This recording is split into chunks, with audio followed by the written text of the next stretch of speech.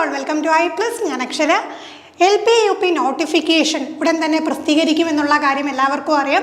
അപ്പോൾ ഈ പരീക്ഷയ്ക്ക് തയ്യാറെടുത്തുകൊണ്ടിരിക്കുന്നവർ അത്യാവശ്യമായിട്ട് അറിയേണ്ട കുറച്ച് കാര്യങ്ങൾ കൺവേ ചെയ്യാനായിട്ടാണ് ഈ ഒരു വീഡിയോ ചെയ്യുന്നത്. അപ്പോൾ നോക്കിക്കേ, ഡിസംബർ 30-നുള്ള ഗസറ്റിൽ പ്രസിദ്ധീകരിക്കുമെന്ന് ഓൾറെഡി PSCയിൽ നിന്ന് നമുക്ക് ഒഫീഷ്യലായിട്ടുള്ള അറിയിപ്പ് കിട്ടിയിട്ടുണ്ട്. അപ്പോൾ ഏജ് ഓവർ ആയി പോകുമെന്ന് ഓർത്ത് ടെൻഷൻ അടിച്ചിരിക്കുന്നവരാരും ഇനി ടെൻഷൻ അടിക്കേണ്ട. കാര്യം എന്താണ്, ഈ ഒരു 30-ാം തീയതി തന്നെ കൊണ്ടുവരുന്നത് ഈ ഒരു ഏജ് ഓവർ ആവാൻ പോകുന്നവരെ കൺസിഡർ ചെയ്തുകൊണ്ടാണ്. എപ്പോഴും PSC പരീക്ഷകൾ നടത്തുമ്പോൾ ആ ഒരു രീതിയിലാണ് നടത്തുന്നത്. 2024 ജനുവരി 31 വരെ അപേക്ഷിക്കാൻ സമയം നൽകും. ഓൾറെഡി പറഞ്ഞിട്ടുണ്ട്. ഇതൊക്കെ ഒഫീഷ്യലി നമ്മളെ PSC അറിയിച്ചിട്ടുള്ള കാര്യങ്ങളാണ്. അപ്പോൾ എന്ന് വരെയാണ്? 2024 ജനുവരി 31. അപ്പോൾ അതിനകം നിങ്ങളുടെ കോഴ്സ് കഴിഞ്ഞിരിക്കണം. അതോടൊപ്പം തന്നെ എന്താണ്, കേറ്റിട്ട് പാസ്സായിരിക്കണം. അങ്ങനെയൊക്കെയാണ് ബേസിക് ആയിട്ടുള്ള ക്വാളിഫിക്കേഷൻസ് ഈ ഡേറ്റിനകം നേടിയിട്ട് നിങ്ങൾ അപ്ലൈ ചെയ്തിരിക്കണം. ഓൺലൈനായാണ് അപേക്ഷിക്കണം. നമുക്കറിയാലോ PSCയുടെ ഇപ്പോൾ എല്ലാം ഓൺലൈനായിട്ടാണ്. നമുക്ക് നമ്മുടെ പ്രൊഫൈലിലൂടെ എന്ത് ചെയ്യാം, അപ്ലൈ ചെയ്യാവുന്നതാണ്. ഇനി നമുക്ക് കഴിഞ്ഞ പരീക്ഷയുടെ കുറച്ച് കണക്കുകൾ നോക്കാം. അത് കൃത്യമായിട്ട് അറിഞ്ഞിരുന്നാലേ നമുക്ക് അടുത്ത പരീക്ഷ അതിൻ്റെ കാര്യങ്ങൾ എങ്ങനെയൊക്കെ ആയിരിക്കും എന്നുള്ളത് ഏകദേശം ഒരു ധാരണ കിട്ടത്തോളം. പിന്നെ ശ്രദ്ധിക്കുക, 2020 നവംബറിലാണ് പരീക്ഷ നടന്നത്, LPയും UPയും നടന്നത്. അപ്പോൾ പിന്നീട് ഒരു കൊറോണ ടൈമൊക്കെ ആയിരുന്നപ്പോഴത്തേക്ക് പിന്നെ ഒരുപാട് ലാഗ് വന്നു. അപ്പോൾ അവരുടെ ചുരുക്കപ്പട്ടിക വരാനായിട്ടാണെങ്കിലും ഇൻ്റർവ്യൂ നടക്കാനായിട്ടാണെങ്കിലും ഫൈനലിസ്റ്റ് വരാനായിട്ടൊക്കെ ലാഗ് വന്നു. അങ്ങനെ നോക്കുമ്പോഴത്തേക്ക് ഏകദേശം 4 വർഷം എടുത്തിട്ടാണ് അടുത്ത പരീക്ഷ വിളിക്കുന്നത്.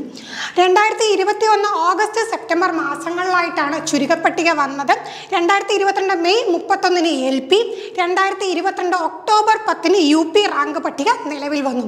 അപ്പോൾ റാങ്ക് പട്ടിക നിലവിൽ വന്ന തീയതികൾ അറിയാലോ. 2022 മെയ് 31, 22 ഒക്ടോബർ 10. അപ്പം ഈ ഒരു റാങ്ക് ലിസ്റ്റിൻ്റെ കാലാവധി അവസാനിക്കുമ്പോഴത്തേക്ക് തീർച്ചയായിട്ടും എന്ത് വരണം, അടുത്ത റാങ്ക് ലിസ്റ്റ് നിലവിൽ വരണം. അപ്പോൾ അതെല്ലാം റെഡിയാക്കി കൊണ്ടുവരണം. ആ ഒരു കാര്യമാണ് നമുക്ക് ഇവിടുന്ന് മനസ്സിലാക്കേണ്ടത്. 2025 മെയ് 30 LPയുടെയും 2025 ഒക്ടോബർ 9 UPയുടെയും നിലവിലുള്ള റാങ്ക് പട്ടികകളുടെ കാലാവധി തികച്ചും റദ്ദാകും. അപ്പോൾ ഈ ഒരു തീയതിക്ക് ശേഷം ആ പറഞ്ഞ ലിസ്റ്റുകളിൽ നിന്ന് പിന്നീട് നിയമനം ഉണ്ടായിരിക്കില്ല. അപ്പോൾ ഈ ഒരു തീയതിക്ക് മുമ്പായിട്ട് എന്ത് വരണം, ഇനി നടക്കാൻ പോകുന്ന LP-UP എക്സാം അതിൻ്റെ എല്ലാ നടപടികളും കഴിഞ്ഞ് ആ ലിസ്റ്റ് തയ്യാറാകണം. അപ്പോൾ ആ ഒരു കാര്യമാണ് നമ്മളിവിടുന്ന് അറിഞ്ഞിരിക്കേണ്ടത്. അപ്പോൾ ഇത്തവണ നമ്മുടെ പരീക്ഷ എന്ന് പറയുമ്പോൾ അറിയാലോ, കഴിഞ്ഞ തവണ കേറ്റിട്ട് നിർബന്ധമാക്കിയപ്പോഴത്തേക്ക് പെട്ടെന്ന് തന്നെ അപേക്ഷകരുടെ എണ്ണത്തിൽ ഒരുപാട് കുറവുണ്ടായി. പിന്നീട് ഈ വന്ന 4 വർഷം കൊണ്ട് ഒരുപാട് പേര് കേറ്റിട്ട് എഴുതിയെടുത്തു.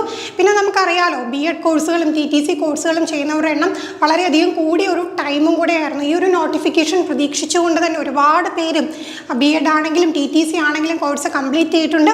മിക്കവാറും ഉള്ളവരുമൊക്കെ കേറ്റിട്ട് പരീക്ഷ എഴുതിയെടുത്തിട്ടുണ്ട്. അങ്ങനെ വരുമ്പോഴത്തേക്ക് 2 തസ്തികയിലുമായി 1.5 ലക്ഷത്തോളം അപേക്ഷകരുണ്ടാകുമെന്നാണ് PSCയുടെ വൃത്തങ്ങൾ അറിയിക്കുന്നത്. അപ്പോൾ ഏകദേശം 1.5 ലക്ഷത്തോളം അപേക്ഷകരാണ് വരാൻ പോകുന്നത്.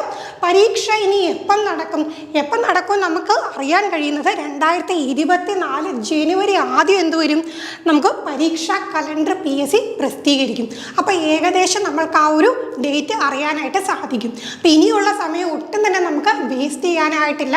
വളരെ നല്ല രീതിയിൽ പ്രിപ്പയർ ചെയ്യുക. വെറുതെ ഒന്ന് അവിടെയും ഇവിടെയും നോക്കിയിട്ട് പോയിട്ട് എഴുതി പാസ്സാവാൻ കഴിയുന്ന ഒരു പരീക്ഷയൊന്നുമല്ല. ഡീപ്പായിട്ട് തന്നെ പഠിക്കണം. ഓരോ സബ്ജക്റ്റിനെ കുറിച്ചും അതിൻ്റെ വെയിറ്റേജ് അനുസരിച്ച് കൊണ്ടുള്ള തറോ നോളജ് നിങ്ങൾക്ക് ആവശ്യമാണ്. ആപ്ലിക്കേഷൻ ലെവൽ ക്വസ്റ്റ്യൻസ് വരും, സ്റ്റേറ്റ്മെൻറ്റ് ലെവൽ വരും, മാത്തമാറ്റിക്സ് പോലും സ്റ്റേറ്റ്മെൻറ്റ് ലെവൽ വരും എന്നുള്ള കാര്യം ഇക്കഴിഞ്ഞ NCA എക്സാംസിൻ്റെ ക്വസ്റ്റ്യൻ പേപ്പർ കണ്ടവർക്ക് മനസ്സിലാവും. അപ്പോൾ അത്രയും ഡീപ്പായിട്ട് കാര്യങ്ങൾ പഠിക്കണം.